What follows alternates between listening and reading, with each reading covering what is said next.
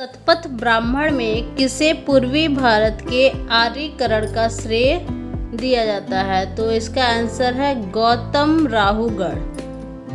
Next है दक्षिण भारत के आर्यीकरण का श्रेय किसे दिया जाता है? ऋषि अगस्त्य को दिया जाता है। चारों वेद को मिलाकर सम्मिलित रूप से क्या कहा जाता है? तो इसे सम्मिलित रूप से संहिता कहा जाता है।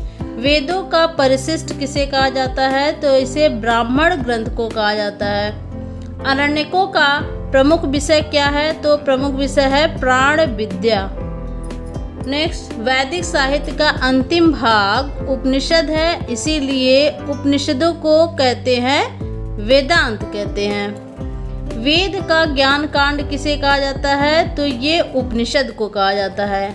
उपनिषदों का प्रमुख विषय क्या है? तो उपनिषदों का प्रमुख विषय है आत्मविद्या। उपनिषद, ये बहुत सारे उपनिषद है। कुछ उपनिषद है जो पद्य में है, कुछ उपनिषद है जो गद्य में है, और कुछ ऐसे उपनिषद हैं जो गद्य और पद्य दोनों में है। तो ऐसे उपनिषद जो पद्य में है ये है मुंडक उपनिषद, श्वेताश्वर उपनिषद, कठ उपनिषद और ईशोपनिषद। और ऐसे उपनिषद जो गद्य में है तो ये है मांडुक्य, ऐतरेय, तैत्तिरीय और छांदोग्य, बृहदारण्यक और कौशिकी उपनिषद ये है।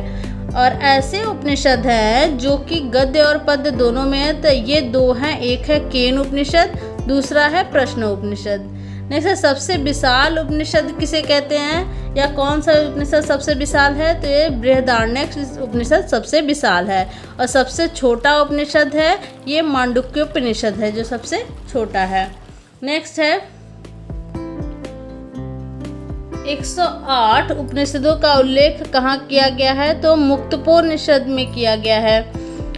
और उपनिषदों को समस्त मानवता के लिए सबसे बड़ा वरदान किसने कहा है? ये तो ये मैक्स मुलर ने कहा है। उपांग के अंतर्गत क्या क्या आते हैं? तो उपांग में पुराण, न्याय, मीमांसा और धर्मशास्त्र आते हैं। नेक्स्ट है 6 वेदांगों का नाम और क्रम से विवरण सर्वप्रथम कहाँ दिया गया है? तो ये मुंडक उपनिषद में दिया गया है। नेक्स्ट है वैदिक शिक्षा संबंधी प्राचीनतम साहित्य को क्या कहते हैं? ये प्रातिशाख्य है। नेक्स्ट है तैत्तिरीय संहिता में वैदिक काल में किसे प्रथम वैयाकरण कहा गया है? तो ये इंद्र को कहा गया है।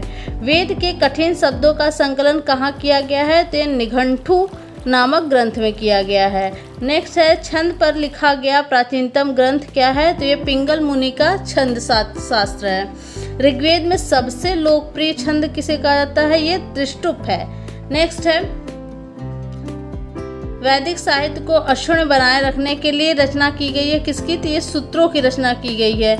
नेक्स्ट है ज्योतिष का सबसे प्राचीन ग्रंथ क्या है?